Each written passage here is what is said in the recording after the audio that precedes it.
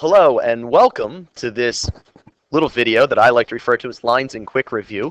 If you're watching this video, you should already have a sense of things like equations of lines in slope-intercept form and a little bit about horizontal and vertical lines. And hopefully this will get all of your information and skills rushing back to you like a great flood.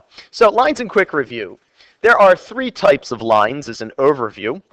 There are diagonal lines, there are horizontal lines, and there are vertical lines. And diagonal lines, the one that you're most familiar with, diagonal lines have a slope, which you can compute by creating a rise-run triangle. Butterfly. And they have a y-intercept, which is the point on the y-axis that the line intersects the y-axis. And in this example, you can see this has a slope of 2/3 and a y-intercept of 1.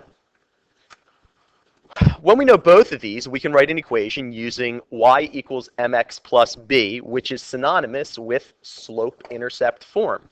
So in this case, we can say when m is the slope and b is the y-intercept, this gives us the equation y equals 2/3 x plus 1. It's very handy because it allows us to say something about the graph without, in fact, looking at the graph. You can just look at the equation and know pertinent information. Continuing on, to graph a given equation is the reverse of this process. It's one, start with graphing the y-intercept, which is in fact b from y equals mx plus b. Then it's apply the slope, being very careful of the sign, because that's where a mistake can happen. And then it is just connect the dots. Sometimes you'd like to apply the slope more than one time to give you a better visualization of what the line will look like. To write the equation of a graphed horizontal line. Now this throws kids off because they just forget it, but it is in fact quite easy. If it in fact just hits one axis, the equation should only have one letter.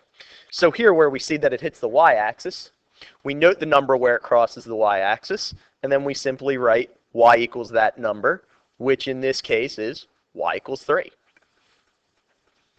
Graphing equations of the form y equals number is the reverse of this process. Again, if the equation only has one letter, it should only hit one axis. So to write the equation of a, just go back. So it's an example here, if we had y equals -2, we would note the fact that -2 is on the y-axis, and we're in fact graphing, a horizontal line through that number. To write the equation of a graphed vertical line, we should again note that the vertical line is only hitting one axis. We should expect an equation that only has one letter. Note the number where it crosses the x-axis. In this case, it's -2. And write x equals that number, which in this case would give you x equals -2. So graphing giving equations of the form x equals number is the reverse of this process. So if you in fact had x equals -2.5, one would graph this by going to -2.5 on the x-axis, and then in fact graphing a vertical line through it. So that is pretty much the crash course here in terms of graphing equations of lines that are diagonal, horizontal, and vertical, as well as writing the equation of a line that's diagonal, horizontal, or vertical when given a graph. Thank you. Work hard, and feel free to watch this a million times.